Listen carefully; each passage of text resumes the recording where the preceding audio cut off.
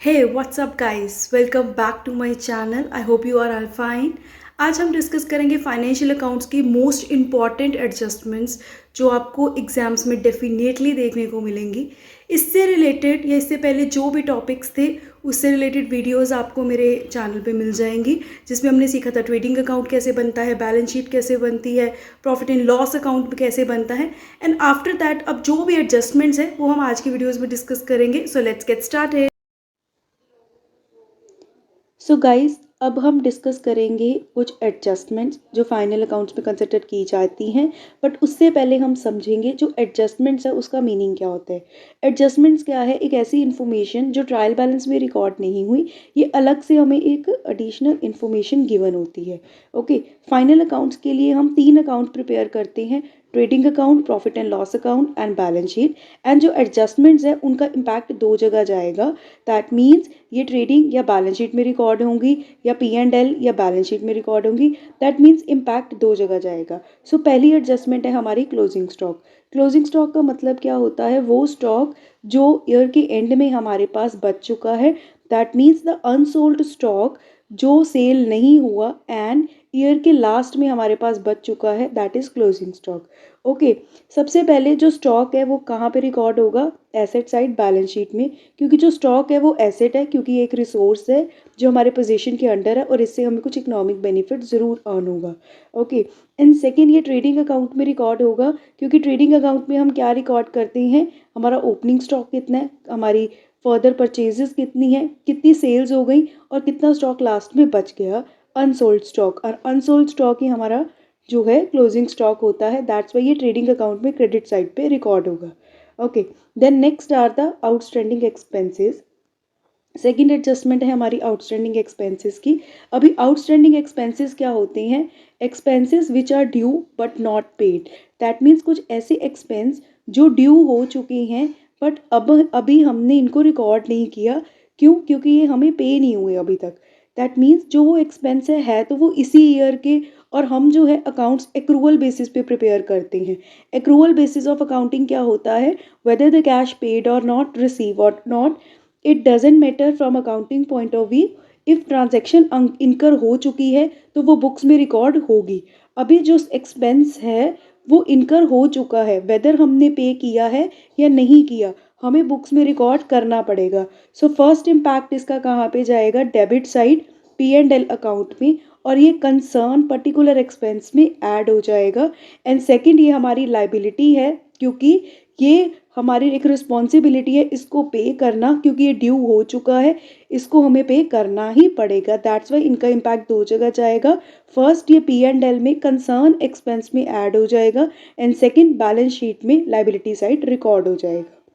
Then next is prepaid expenses. अभी prepaid expenses का मतलब क्या होता है? प्रीपेड एक्सपेंसेस मीन वो एक्सपेंस जो हमने एडवांस में ही पे कर दिए।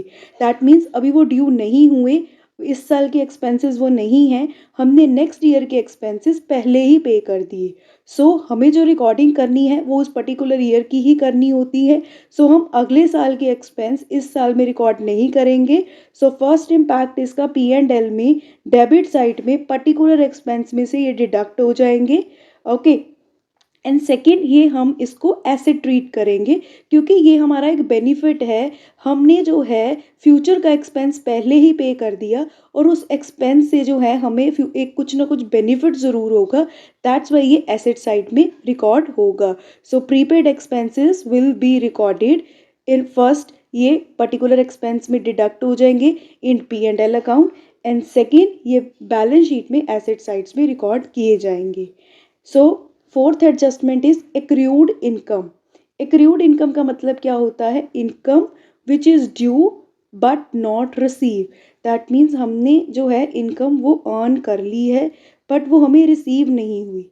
ओके, सो ये जो इनकम है ये वो पर्टिकुलर ईयर की ही।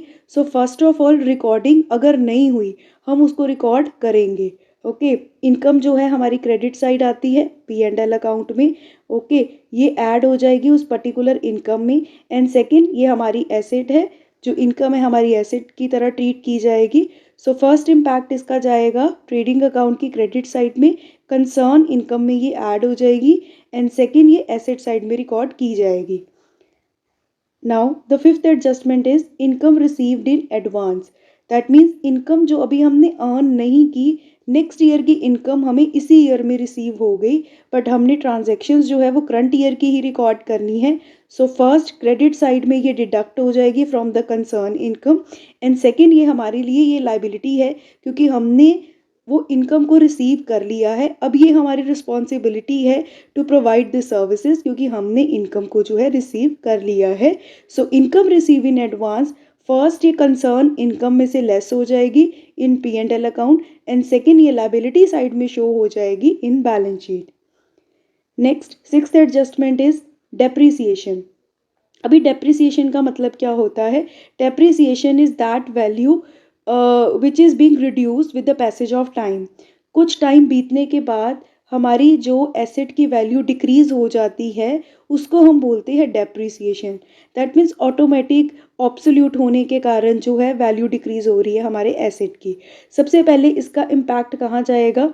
Debit side balance profit and loss account में, क्योंकि ये टाइप ऑफ हमारे लिए एक्सपेंस है एंड सेकेंड ये हमारी कंसर्न एसेट की वैल्यू को डिक्रीज कर देगा क्योंकि इससे जो है वैल्यू डिक्रीज होगी एंड एसेट जो है हम एसेट साइड में इसको डिडक्ट कर देंगे और शो करेंगे कि हमारी इस वैल्यू के कारण जो है एसेट की वैल्यू डिक्रीज हो चुकी है। Next adjustment is balance sheet bad debts.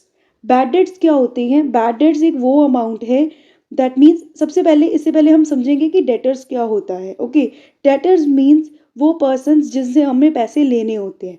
Okay, जो पर्सन्स पैसा देने को मना कर देते हैं due to any of the reasons, वो हमें पेमेंट नहीं कर पा रहे, तो उनको हम क्या बोलते हैं? Bad debts. दैट मीन्स जिनसे हमें पैसा आना होता है but due to certain reason अब वो मनी नहीं रिसीव होगी, तो वो हमारे क्या बन जाते हैं? Bad debts. अभी बैड डेट्स की ट्रीटमेंट जो है वो भी दो जगह जाएगी।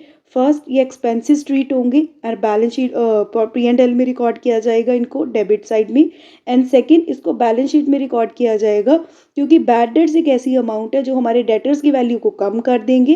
दैट्स वाई ये एसेट साइड रिकॉर्ड किया जाएगा। Next are provision for doubtful debts. So कई बार कंपनीज क्या करती हैं, एक प्रोविजन क्रिएट करके रख लेती हैं for the doubtful debts. Provision means कुछ पैसा साइड रख दिया जाता है सो दैट अगर in case bad debts arise हों तो उन प्रोविजंस में से पैसा यूज़ किया जाए। सो जो हम ये प्रोविजन क्रिएट कर रहे हैं ये टाइप ऑफ एक्सपेंस है हमारे लिए। सो दैट्स वाई ये फर्स्ट इसकी रिकॉर्डिंग होगी P&L में डेबिट साइड में एंड सेकेंड ये बैलेंस शीट में रिकॉर्ड किया जाएगा क्योंकि ये हमारी एसेट की वैल्यू को कम कर देगा। नाउ नेक्स्ट ये एक पर्टिकुलर केस है। इसमें क्या है, जब हमें new provision, old provision and further bad dates given होंगे।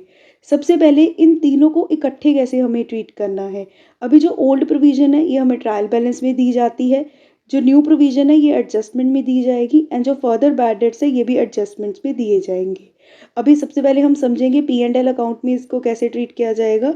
सबसे पहले हम क्या लिखेंगे? बैड डेट्स जो पुरानी हैं, जो ट्रायल बैलेंस में गिवन किए जाएंगे, इसमें हम ऐड कर देंगे फर्दर बैड डेट्स जो हमें इंफॉर्मेशन एडिशनल गिवन की जाएगी एडजस्टमेंट में। देन जो भी न्यू प्रोविजन क्रिएट करने को बोला होगा उसको हम ऐड कर देंगे एंड लास्ट हमने ओल्ड प्रोविजन को लेस कर देना है, वो प्रोविजन जो हमें ट्रायल बैलेंस में गिवन की जाएगी। नेक्स्ट है बैलेंस शीट। अभी बैलेंस शीट में क्या क्या ट्रीटमेंट आएगा? सबसे पहले हम डेटर्स की वैल्यू को रिकॉर्ड करेंगे, उसमें से फर्दर बैड डेट्स को लेस कर देंगे। ओके, एंड नेक्स्ट जो है, जो हमारी न्यू प्रोविजन क्रिएट करने को बोला जाएगा, दैट मीन्स जो एडिशनल इन्फॉर्मेशन हमें गिवन की जाएगी उसको हम लेस कर देंगे और जो हमें न्यू प्रोविजन क्रिएट करनी है वो इस वैल्यू पे करनी है by deducting further bad debts. जो भी वैल्यू जनरेट होगी उस वैल्यू पे जो है नई प्रोविजन क्रिएट कर दी जाएगी। ओके, सो ये कुछ इम्पॉर्टेंट एडजस्टमेंट्स हैं जो एग्ज़ाम्स में पूछी जाती हैं। ओके, यही जर्नली देखने को मिलती है, ये मोस्ट इम्पॉर्टेंट है आपके एग्ज़ाम पॉइंट ऑफ व्यू से। आई होप आपको ये समझ आया होगा किसकी रिकॉर्डिंग कैसे और कहाँ पे होगी, क्या ऐड और लेस होगा। I hope you like my video. If you like my video please subscribe my channel. Thank you so much guys.